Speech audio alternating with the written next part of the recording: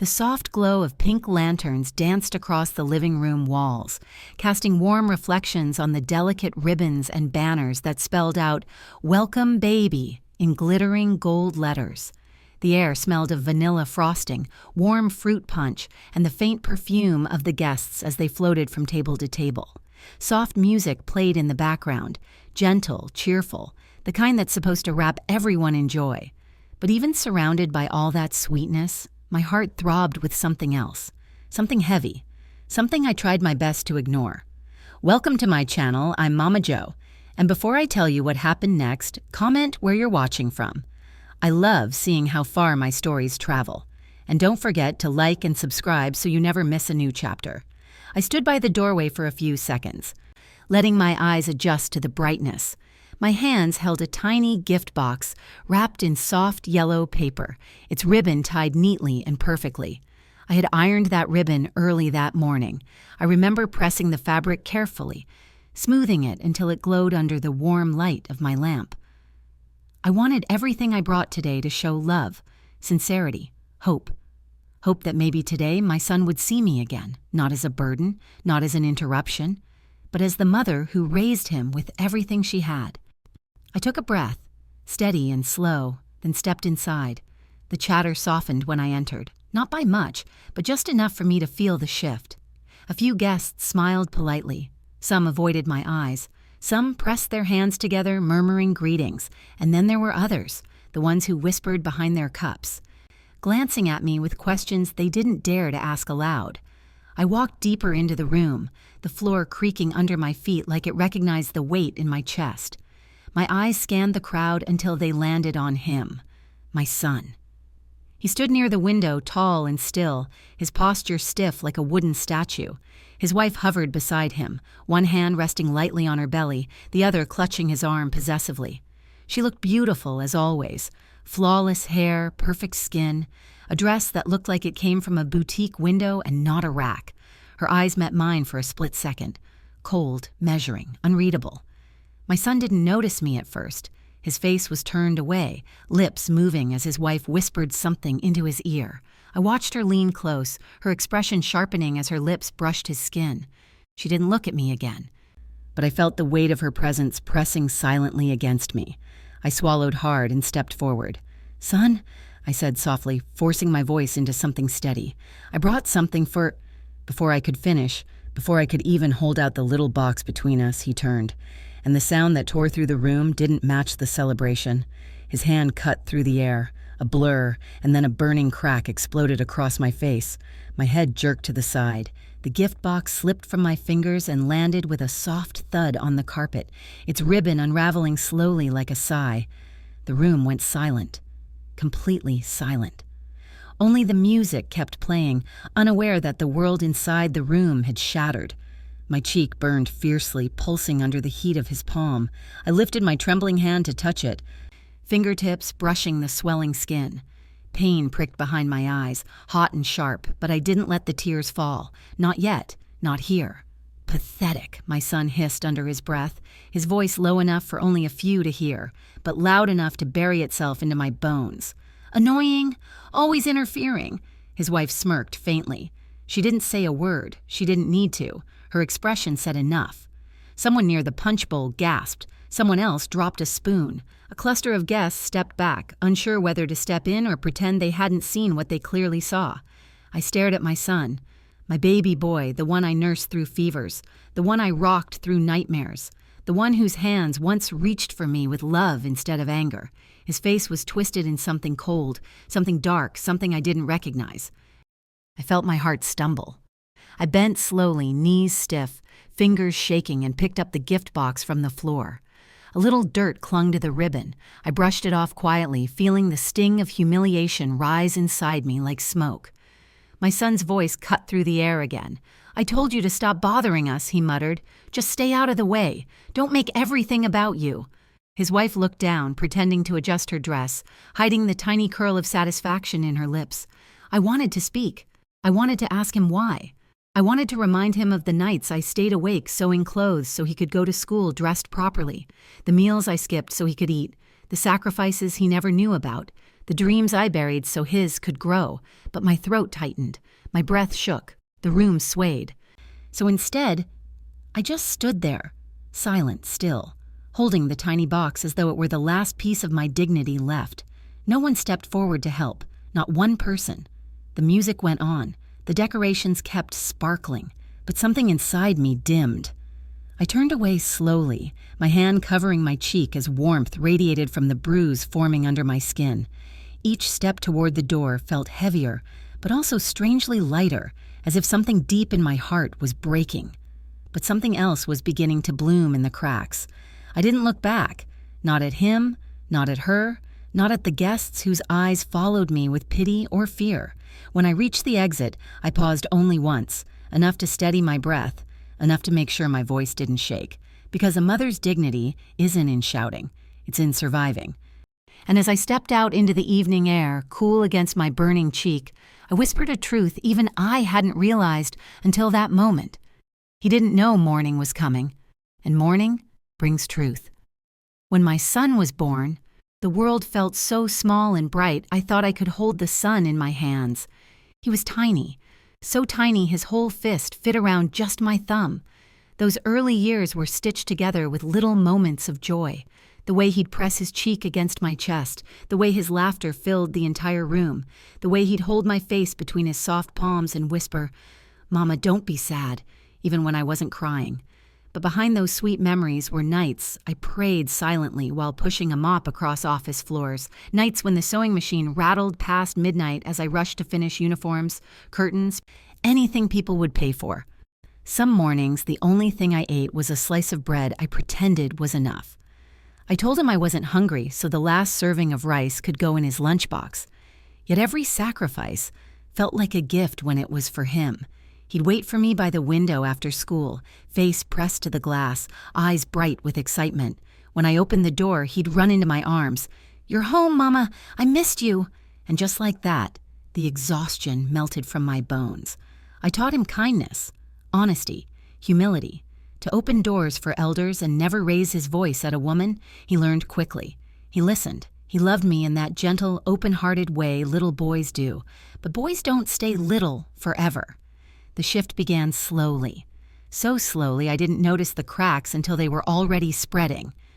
It started when he met her. He was 25, working his first real job, finally proud of himself. And she was beautiful. All sharp edges and confidence, a smile that didn't quite reach her eyes. She carried herself like someone born for rooms better than ours, better than me. When he introduced her, I felt something cold settle in my stomach. She shook my hand politely, but looked around my small living room as if it smelled of something she couldn't place. I brushed it off, telling myself I was being sensitive, but the changes came one by one. He stopped calling on his lunch breaks, stopped visiting on Sundays, stopped dropping by with his laundry like he used to. I'd call him, and he'd sigh loudly before answering. "What is it, Mom? I'm busy." Busy. Always busy. Too busy for the woman who worked 3 jobs to raise him. Then came the visits where she'd sit beside him, arms crossed, eyes fixed on me like she was waiting for something ugly to slip out of my mouth. She corrected him often. Subtle little jabs. "Don't tell her that. She doesn't need to know. She'll make it about herself." I ignored it at first. Love makes excuses. A mother's heart stretches itself thin trying to understand. But things worsened. He stopped hugging me at the door. He stopped smiling when he saw me. And sometimes, when she wasn't looking, he'd roll his eyes at everything I said.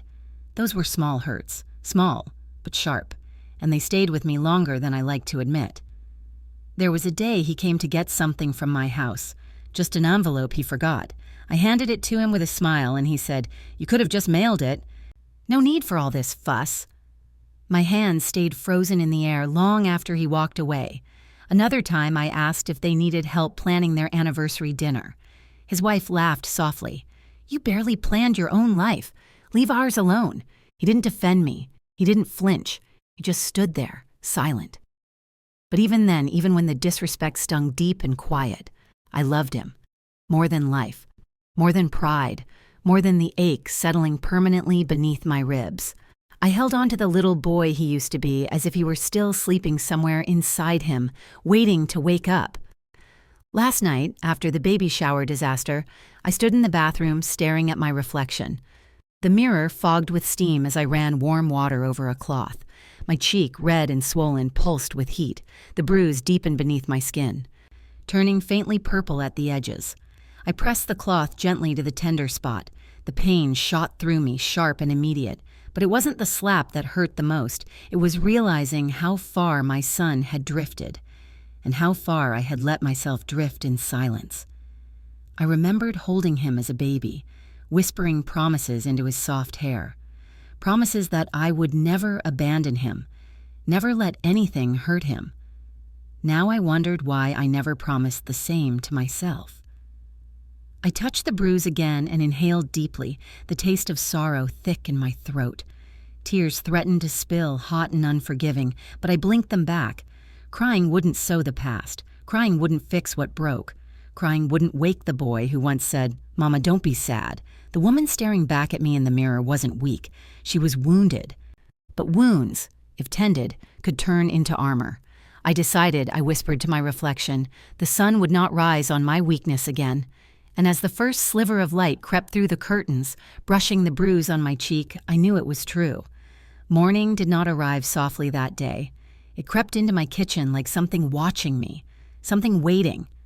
When the first strip of dawn light slipped across my tiled floor, pale gold with a touch of blue, I finally pushed myself upright from the edge of my bed.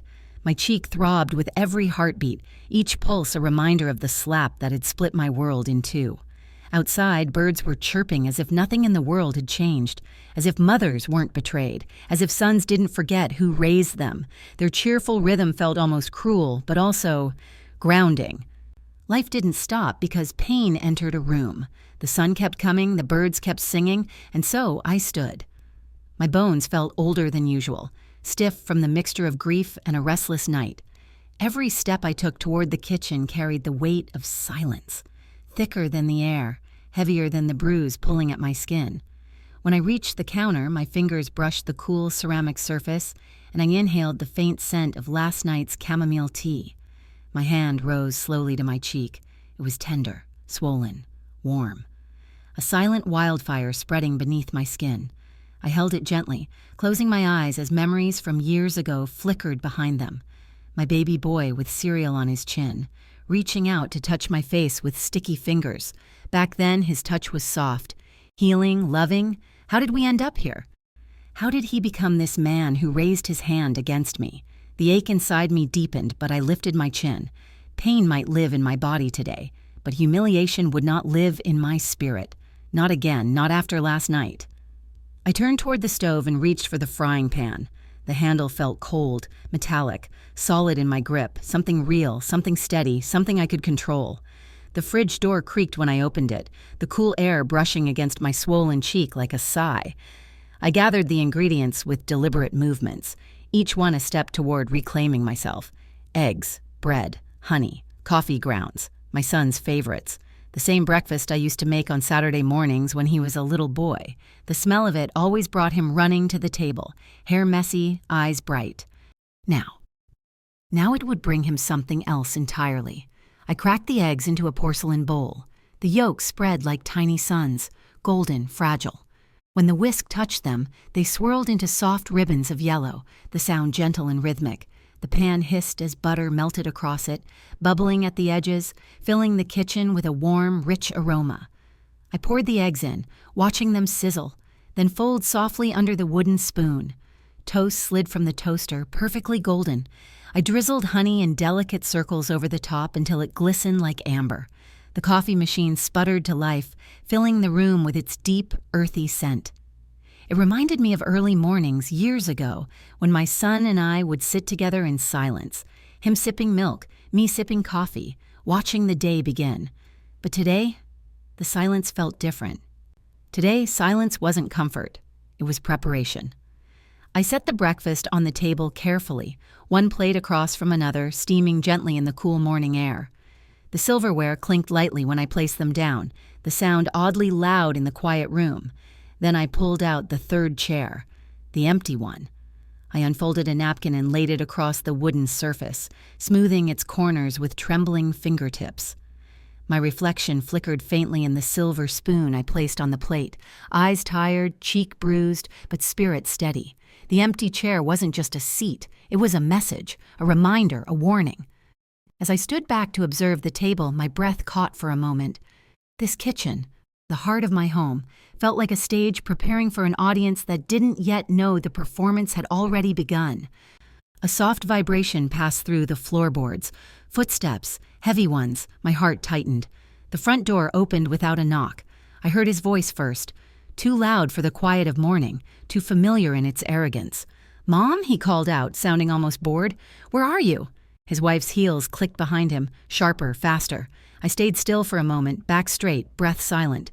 Then I stepped into view. My son's eyebrows rose when he saw the table. "Well, well," he said with a crooked smile, slipping into his seat like he owned the room. "You finally learned your place. I knew last night would teach you something." His wife smirked faintly behind him, crossing her arms. Her eyes drifted to my cheek, red and swollen, but not with concern, more with quiet satisfaction. I lowered my gaze, not to show weakness, but to control the storm building behind my eyes. Because silence is not always surrender. Sometimes, silence is a blade you sharpen carefully. "Breakfast?" he asked mockingly as he reached for his fork. "What's this for? Trying to apologize?" He laughed, short, cruel, dismissive. I didn't answer. Instead, I stepped toward the counter and poured him a cup of coffee. The liquid swirled dark and rich, steam curling in delicate ribbons. I placed the cup gently beside his plate, and he smirked again. "Good," he said. "This is how things should be."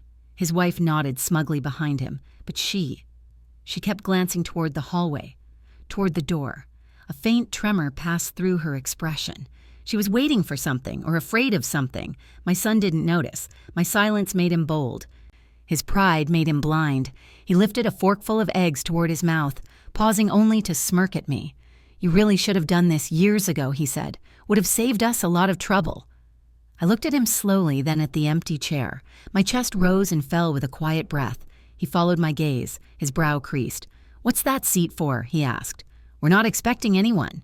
But just then, right on cue, 3 firm knocks echoed against the front door. Knock, knock, knock. My son froze. His wife's face blanched. The fork slipped slightly from his fingers. He looked at me, irritation rising. "Mom, who is that?" I didn't move, didn't blink, didn't tremble.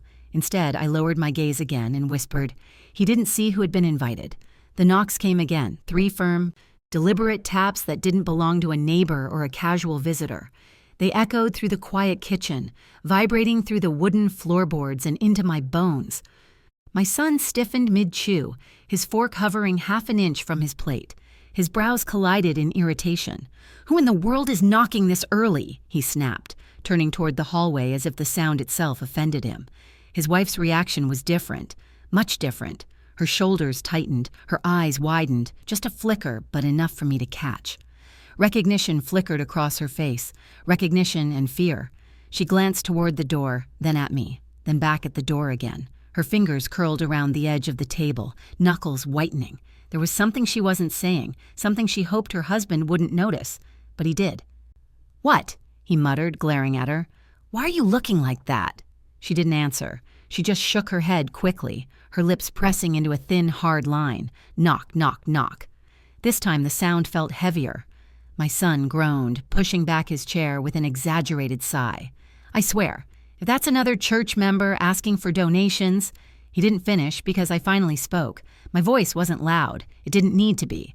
"Come in," I said, still standing near the stove, wiping my hands with a soft cloth. The house fell silent. My son whipped his head toward me, confusion tightening his features. "What do you mean, come in?" he asked sharply. "Mom, who did you invite?" But I didn't look at him. My eyes stayed on the doorway. The doorknob turned slowly, a metallic creak that sliced through the stillness. The door opened and warm morning light spilled across the floor, stretching all the way to our kitchen table. And then he stepped inside. Elder Samuel. Tall, steady, stern. His presence carried weight, not from size, but from authority. Deep moral authority, the kind my son used to respect before arrogance took root in him. His suit was pressed, his shoes polished, his expression unreadable. But my son's reaction said everything. His face went pale. His shoulders dropped. His mouth hung open for a half a second before he scrambled to rearrange his expression into something casual, something confident. Elder Samuel, he sputtered. I didn't expect, what are you? Samuel didn't greet him, didn't smile, didn't extend a hand. His eyes moved slowly across the kitchen, the untouched napkin on the empty chair, the steaming breakfast plates, my bruised cheek, my trembling but steady hands. Then he nodded toward me. "Good morning," he said, his voice warm but heavy. "Thank you for opening your door." I inclined my head respectfully. "You're welcome." My son blinked, disbelief crumbling into confusion. "Why are you here? Who called you?" Samuel lifted a slim folder clutched in his hand, a folder that made my son's wife take another step back. "I received several messages late last night," Samuel said, placing the folder onto the table with a soft but final thud. "Along with this." He tapped the top of the folder lightly. My son swallowed. "What is that?" Samuel opened the folder slowly, deliberately, revealing loose papers and a small USB drive clipped inside. My son's wife covered her mouth as if holding back a sound. Then Samuel spoke words that sliced the smirk off my son's face. "A video," he said, "of you striking your mother in public." The breath left my son's lungs in a single, trembling exhale. "What? No, that's... Someone is exaggerating." Samuel held up one hand. "No one is exaggerating. The footage is clear, the audio is clear, and the witnesses are ready to speak." My son looked around wildly, as if hoping the room itself would save him. His wife stepped backward, bumping into the counter. Her composure cracked, irritation slipping through. "I told you to calm down yesterday," she whispered harshly under her breath, "but you don't listen." My son shot her a glare, but fear drowned his anger. It wasn't, Mom was being dramatic. She provoked me. She knows how to push my buttons." Samuel's face hardened. "You hit your mother, son. There is no excuse." The words fell like stones, heavy, unmoving. My son's mouth opened and closed like he was searching for the right lie, the right justification, the right excuse to make everything disappear. But his voice failed him. His hands trembled above his plate. He turned toward me, and for the first time in months, I watched arrogance melt into something small, something lost, something afraid. "Mom," he whispered, almost pleading, "tell him. It wasn't that serious. Tell him you're not upset. Tell him..." But I stayed silent. My silence shook him more than any accusation ever could. His wife folded her arms tightly, irritation flaring in her eyes. Not compassion, not fear, just annoyance. Like my pain had become an inconvenience. Samuel took a seat in the empty chair, the seat I'd prepared. He placed both hands on the table and leaned forward, addressing my son with calm heaviness. "We need to talk about what happened last night." The room tightened around us. My son's smirk, the one he wore when he entered, the one he used to mask his guilt, vanished. His shoulders hunched. He looked smaller in his own home. His wife took another step back, distancing herself as if the consequences were contagious. I watched him break, quietly, gradually, without lifting a finger. This wasn't revenge. This was the truth arriving with its shoes on, and it had come to sit at my table. My son stared at the folder, at Samuel's stern expression, at my silent face, and in that moment, he realized breakfast wasn't the only thing being served. Samuel didn't open the folder right away. He let the weight of the moment settle, heavy and suffocating, until even the steam rising from the breakfast plates seemed to pause in the air.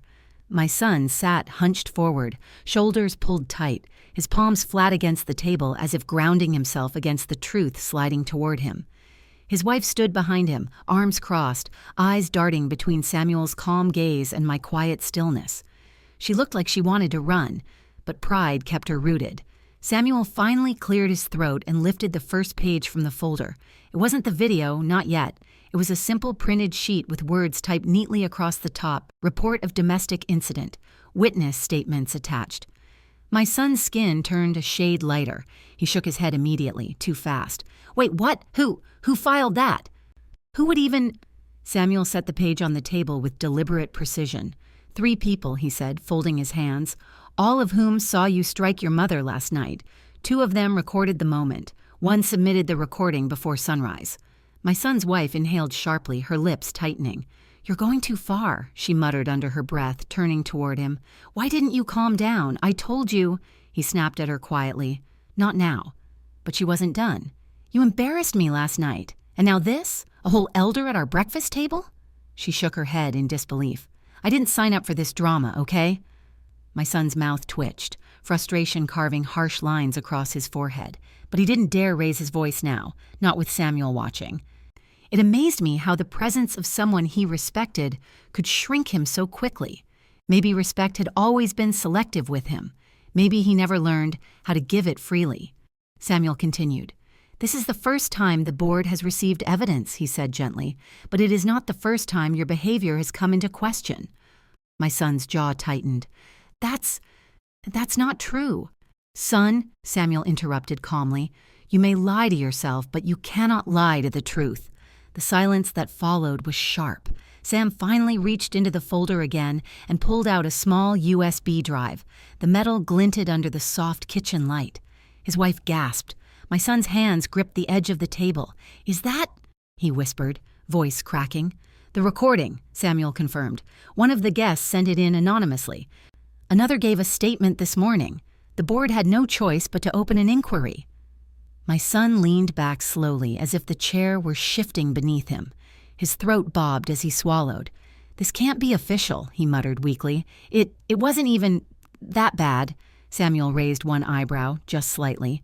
You hit your mother in public. My son didn't respond. He had no words that mattered. His wife stepped forward then, voice low but sharp. It wasn't as dramatic as everyone is making it, she said. People exaggerate. His mom, she gestured toward me with a dismissive wave. She can be sensitive. The insult floated gently across the table and settled into my chest like dust. But I didn't blink, didn't flinch, didn't shift. My stillness unsettled her more than any argument I could have made. Samuel turned toward her. Are you saying the footage is inaccurate? She faltered. Well, no, but people misunderstand things. Do they misunderstand a man's hand striking his mother's face? Her lips parted, then shut again. Silence. I reached for my teacup then, lifting it with both hands. The steam curled across my cheek, warm and soothing. I sipped quietly, eyes lowered, my posture calm but unshaken. My calmness. It rattled my son more than the elder's presence. He stared at me, confused, almost frightened by the lack of anger, the lack of tears. Anger he could fight, tears he could dismiss. But silence. Silence left him alone with himself. Samuel spoke again, his tone firm but compassionate. There will be consequences, he said. Not to punish you, but to correct you. My son tensed. What kind of consequences? Samuel counted them slowly, each one dropping like a stone into the quiet room. Mandatory counseling. My son winced. A mediation hearing with the board. His wife exhaled sharply in annoyance. A formal apology, including acknowledgement of the harm caused. My son looked away, jaw clenching. And, Samuel continued, a review of your role in the community program you volunteer with. Violence has no place in leadership. My son lifted his head sharply. No, don't bring that into this. That's my reputation. You can't just... You forfeited that privilege when you used violence against your mother. Samuel's voice wasn't raised, but it carried weight. And, Samuel added softly, depending on the outcome of the inquiry, there may be legal implications. My son froze. His wife paled. Legal? He whispered. Samuel nodded. Yes, if your mother chooses to pursue that path. My son turned to me then, eyes pleading, fear finally pulling apart the arrogance stitched into his expression. Mom, please, tell him you won't do that. Tell him something. But I remained still. I wrapped my hands gently around my teacup and sipped again, the warm liquid filling my chest with steady calm. I didn't scold him, didn't lecture him, didn't cry. I simply existed in my dignity, a dignity he had tried to shatter with a single slap. Samuel continued. Lastly, he said, there may be inheritance consequences. My son blinked. What? Samuel looked at me respectfully, seeking silent permission. I gave it with a nod. You see, he explained, when you harm your mother, you jeopardize more than her heart. You jeopardize your place in her will. My son's head whipped toward me. Mom, what is he talking about? I did not answer. Not yet. Samuel pressed the folder closed.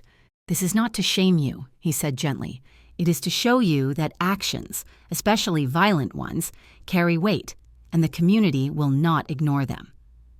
My son sat completely still now. The color had drained from his face entirely. His pride, all that false armor, had cracked open, and still, I remained silent, calm, steady, present. My teacup clinked softly against its saucer as I set it down. My son looked between Samuel and me, voice trembling. "Mom, are you really doing this?" I lifted my eyes to meet his for the first time that morning. "No," I said softly. Relief washed over his face, too quickly. And then I added, "But it wasn't all I had prepared for him." My son kept staring at me, wide-eyed and trembling, as though the room had shifted under his feet. His breath came in uneven waves, and he gripped the edge of the table like it was the only thing keeping him upright. "Mom, please," he whispered. "Let's just talk, alone. This is all blown out of proportion." Samuel didn't move, neither did I. My son swallowed, eyes flicking between us.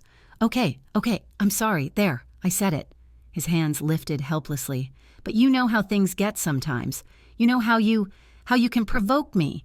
His wife stepped back immediately, arms folding across her chest as if she didn't want to be caught anywhere near that sentence. I inhaled slowly, keeping my voice quiet, grounding myself in the steadiness I had forged in the night after the slap. "My son," I said softly, "do you hear yourself?" He froze. The gentleness of my tone frightened him more than anger ever could. He rushed forward with more excuses. "I didn't mean it," he insisted. You always make things emotional. And she," he gestured toward his wife, "she was upset. I was upset. The whole evening was stressful. You shouldn't have brought that box in the middle of everything." It made things awkward. His wife's eyes widened, offended he'd dragged her into it. She took another step away from him. I watched all of it quietly. The unraveling, the shifting, the blame searching for a place to land. Samuel cleared his throat. "Son," he said calmly, "an apology is not an apology when it comes wrapped in excuses." My son's jaw tightened. He didn't like being corrected. "I said I'm sorry," he repeated louder. "What else do you want from me?" The question hung in the air, not directed at Samuel, not directed at the wife, not directed at the witnesses in that baby shower room, directed at me, his mother. And so I finally allowed myself to speak fully, not as a wounded woman, but as the mother who had held him through every stage of life. I placed my hands lightly on the table, feeling its grain, its steadiness. "When you were little," I began softly, "do you remember how you used to sleep with your head on my chest because the world scared you?" He blinked rapidly. His lip twitched. He hadn't expected this. "You'd curl your fingers into my shirt," I continued, "as if the fabric itself could protect you. And I held you every time, every storm, every fever. Every nightmare." His breath hitched, but he stayed quiet. "I sewed clothes for other people when you needed new shoes. I cleaned offices while you slept so you could bring lunch to school. I worked double shifts so you'd never feel the hunger that visited me." My voice trembled, not from weakness but from the weight of remembered love. His eyes reddened. "I stood by you through everything, even when you began to pull away, even when your tone changed, even when you let your wife teach you to unlove me." His wife's head snapped up sharply, guilt flushing across her cheeks. "But last night," I whispered, placing a hand gently on my bruised cheek, "you did something I never thought your hands could do." He flinched. "You didn't just strike my face." My voice grew steady, quiet, cutting through the air like soft steel. "You struck the years I carried you. You struck my sacrifices. You struck the memory of every night I rocked you to sleep." His mouth trembled. His eyes filled. He stared at me as though seeing me for the first time in years. "And the worst part," I added, "is not the pain. It's that, for a moment, it felt like you forgot I was your mother." He broke then. Truly broke. His shoulders collapsed inward. His forehead dropped into his hands. A sob tore through his chest, a sound raw and painful, echoing in the kitchen like something long buried, finally clawing its way to the surface. "I'm sorry," he cried. "Mom, I'm so sorry. I don't know what happened to me. I don't know why I did that. He shuddered. "I hate myself for it." His wife stepped further back, distancing herself completely now. Her hands twisted together in discomfort, and she avoided meeting anyone's eyes. The shame of last night and the shame of this morning seemed to settle around her like dust she couldn't shake off. Samuel waited until the sobs softened into trembling breaths before he spoke. "Son," he said firmly but gently, "you need to take responsibility, not because she demands it, but because your own conscience requires it." My son nodded weakly, tears streaking down his cheeks. "I know," he whispered brokenly, "I know." There was a long silence. Only the soft ticking of the kitchen clock and the faint stir of early morning wind outside filled the air. Finally, I leaned closer, my voice a whisper, tender and heavy with truth. "Respect," I said, "is a mirror." He lifted his head slowly, eyes wet, face streaked. "You shattered yours last night." He closed his eyes as another tear slipped free, falling onto the wooden table. Not from fear, but from the painful clarity that comes when a man finally sees what he has become and what he has broken. The kitchen was still, the morning air heavy, the truth undeniable, but the story was not finished. Not yet. The days that followed moved slowly, like thick honey trickling down a spoon. Word spread through the community faster than even I expected, not because I shared anything, but because shame travels with long legs. The board reviewed the footage.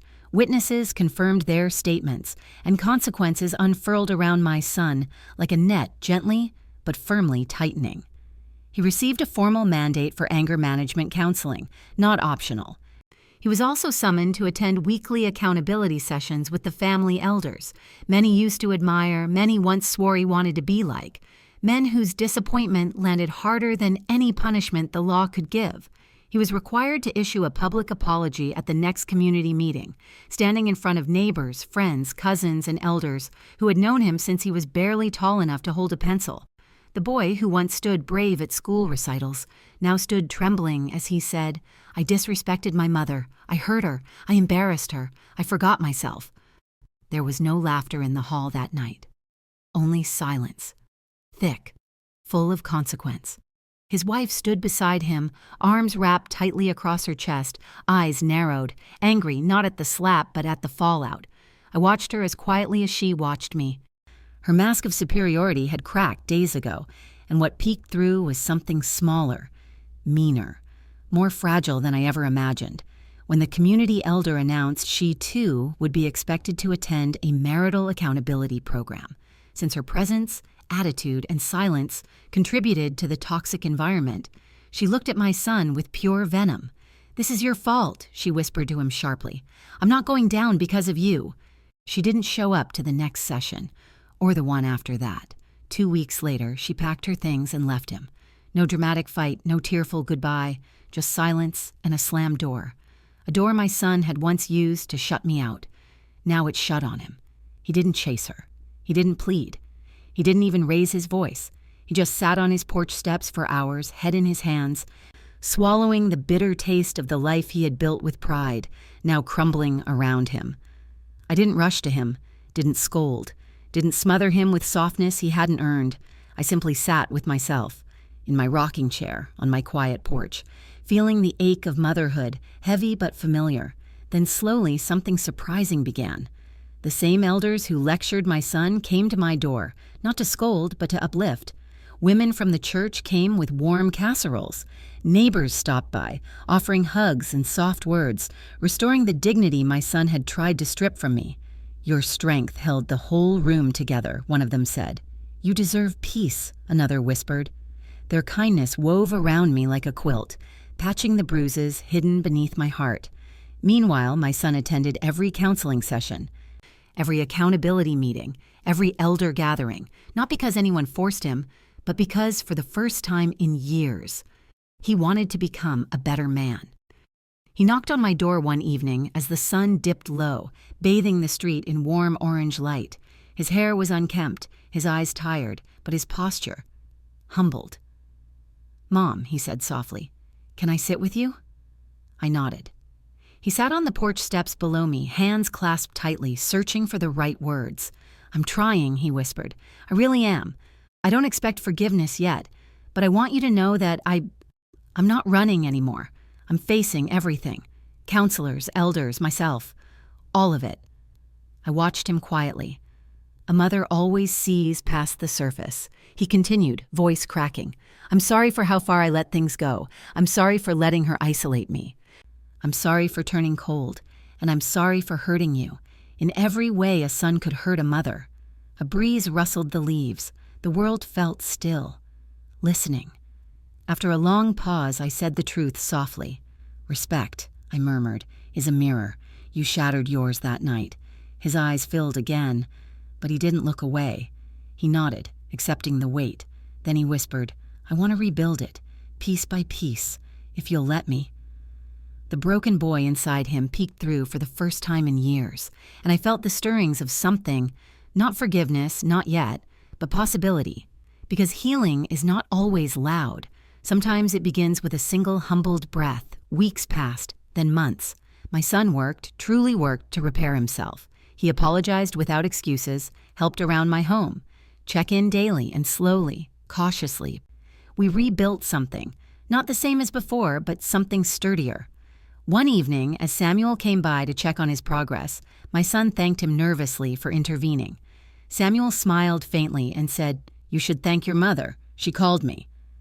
My son turned to me sharply. I thought the board sent you because someone reported it. Oh, they did, Samuel chuckled. But she called me too. My son blinked, confused. Why? To punish me? I shook my head slowly. No, I said softly. I called him to reach the part of you I could no longer reach alone. Silence settled around us. My son's lips trembled, but not in guilt this time, in gratitude.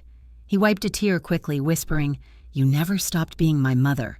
I reached out then, slow, steady, and cupped his cheek the way I did when he was 3 years old.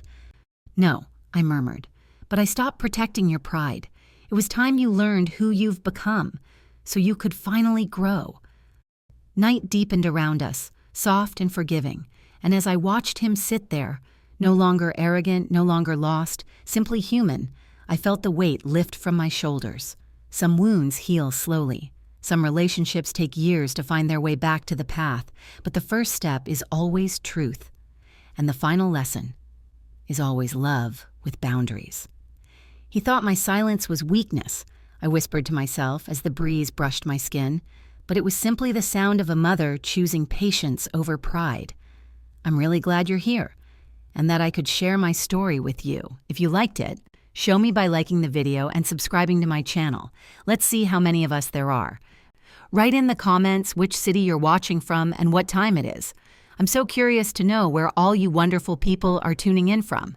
I share new life stories for you every single day. And now, 2 of my most popular stories will pop up on the screen so you can choose what to watch next.